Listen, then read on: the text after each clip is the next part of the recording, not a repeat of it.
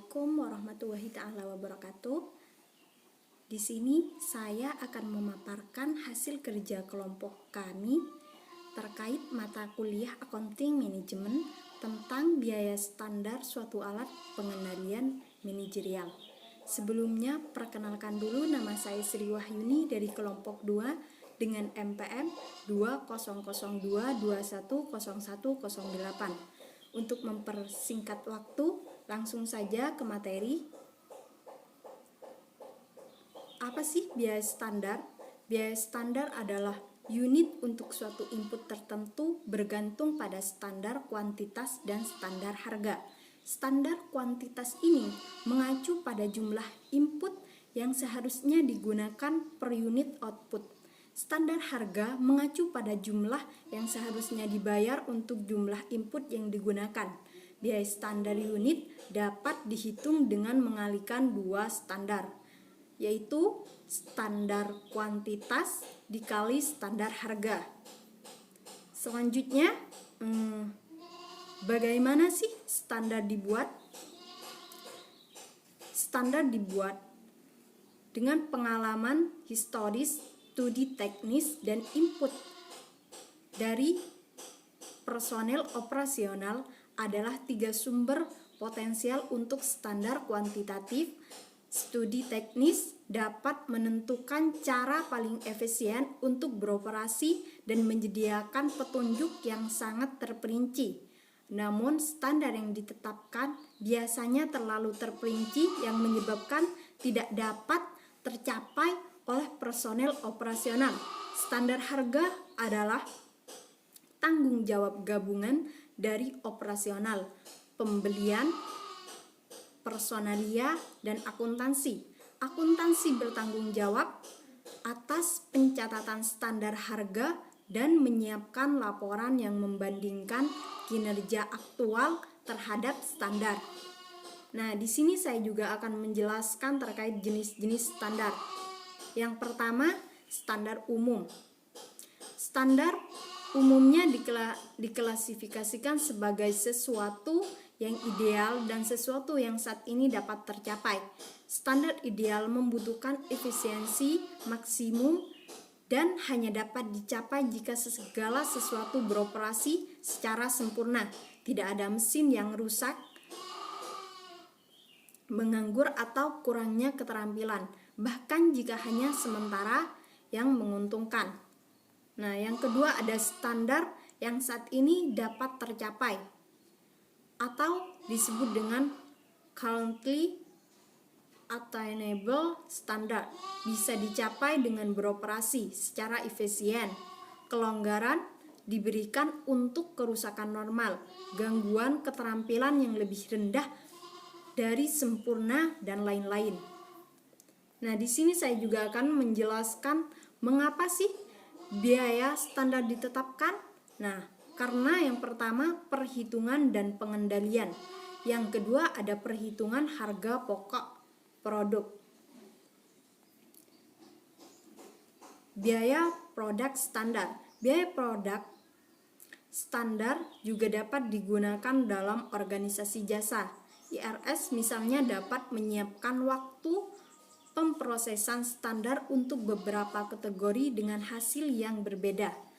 Jika waktu proses standar adalah 3 menit untuk 1040 IZ dan standar harga tenaga kerja adalah $9 per jam, maka biaya standar pemprosesan suatu 1040 IS adalah $0,45 atau dalam kurung $9 dikali dalam kurung 3/60.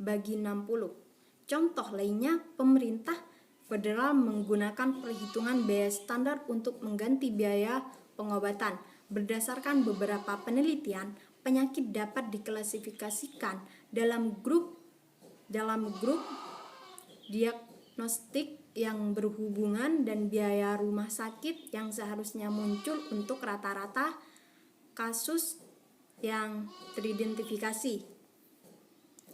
Nah, di sini saya juga akan memaparkan tentang analisis variansi. Deskripsi umumnya, anggaran fleksibel dapat digunakan untuk mengidentifikasi biaya yang seharusnya muncul pada tingkat aktivitas aktual tertentu. Angka ini diperoleh dengan mengalihkan jumlah input yang diizinkan pada output aktual dengan standar harga per unit. Dengan anggaran SP adalah standar harga per unit suatu input dan SQ adalah kuantitas standar input yang diizinkan untuk output aktual. Biaya input yang direncanakan atau dianggarkan adalah SP kali SQ. Biaya input aktual adalah AP kali AK dibagi AP adalah harga aktual per unit input dan AK adalah kuantitas input aktual yang digunakan. Untuk variansinya ada dua, variansi harga dan efisiensi. Nah, yang kedua ada keputusan untuk menyelidiki. Variansi harga efisiensi. Total variansi anggaran adalah perbedaan antara biaya aktual input dan biaya yang direncanakan. Total variansi sama dengan dalam kurung AP kali AK dikurangi SP kali SK. Dalam suatu sistem perhitungan biaya standar, total variansi dibagi menjadi variansi harga dan penggunaan.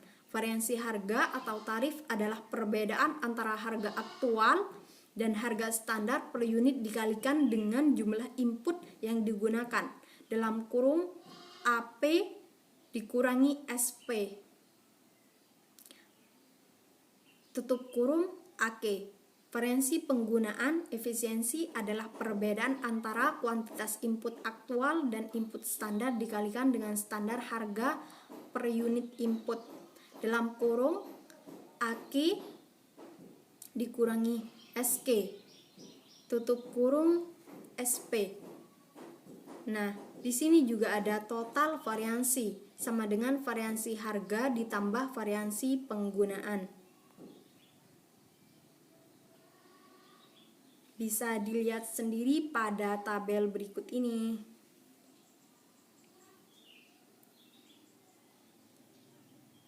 Keputusan untuk menyelidiki. Manajemen seharusnya memiliki pemikiran tingkat kinerja yang dapat diterima. Setelah itu, kita perlu mengetahui kapan menyelidiki perlu dilakukan seorang manajer. Harus mempertimbangkan apakah variansi akan timbul kembali.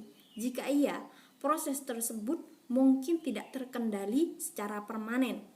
Hal itu berarti penghematan periodik mungkin dapat tercapai jika tindakan korektif diambil. Subjektivitas yang terlibat lebih sedikit dan seorang manajer dapat menilai perkiraan variansi yang disebabkan oleh faktor acak. Saat ini, penggunaan prosedur formal masih kurang banyak mendapatkan dukungan. Nah, dan di sini juga ada analisis variansi bahan baku. Yang pertama ada pendekatan kolom. Yang kedua ada pendekatan rumus. Yang ketiga ada tanggung jawab terhadap variansi harga bahan baku. Yang keempat ada analisis variansi harga bahan baku. Yang kelima ada waktu perhitungan variansi harga. Yang keenam ada variansi penggunaan bahan baku langsung, pendekatan rumus. Yang ketujuh ada tanggung jawab atas variansi penggunaan bahan baku. Dan yang terakhir ada analisis variansi penggunaan bahan baku. Analisis variansi tenaga kerja langsung. Itu ada tiga. Yang pertama ada perhitungan variansi tarif tenaga kerja. Yang kedua variansi efisiensi tenaga kerja, pendekatan rumus. Yang terakhir ada tanggung jawab terhadap variansi efisiensi tenaga kerja. Analisis variansi biaya overhead pada bahan baku langsung dan tenaga kerja langsung. Total variansi dibagi menjadi variansi harga dan variansi efisiensi. Variansi overhead total yaitu perbedaan antara overhead yang dibebankan dan overhead aktual. Jika dibagi menjadi beberapa komponen, total variansi variabel dibagi menjadi dua komponen, variansi pengeluaran overhead variabel dan variansi efisiensi overhead variabel. total variansi overhead tetap dibagi menjadi dua kategori, variansi pengeluaran overhead dalam variansi volume overhead. Nah, untuk variansi overhead variabel, yang pertama ada total variansi overhead variabel, yang kedua ada variansi pengeluaran overhead variabel, yang ketiga ada perbandingan variansi harga bahan baku dan tenaga kerja, yang keempat ada tanggung jawab pada variansi pengeluaran overhead variabel, yang kelima ada variansi variabel pengeluaran overhead variabel, yang keenam ada variansi efisiensi overhead variabel, yang ketujuh ada tanggung jawab pada variansi efisiensi overhead variabel, dan yang terakhir ada analisis variansi efisiensi overhead variabel. Di sini juga ada variansi overhead tetap. Yang pertama ada total variansi overhead tetap, yang kedua ada variansi pengeluaran overhead tetap, yang ketiga ada tanggung jawab pada variansi pengeluaran overhead tetap, yang keempat ada analisis variansi pengeluaran overhead tetap, yang kelima ada variansi volume overhead tetap, dan yang keenam ada tanggung jawab pada variansi volume overhead tetap. Mungkin sekian dari saya. Mohon maaf jika banyak kekurangan atau tutur kata yang kurang berkenan. Assalamualaikum warahmatullahi taala wabarakatuh.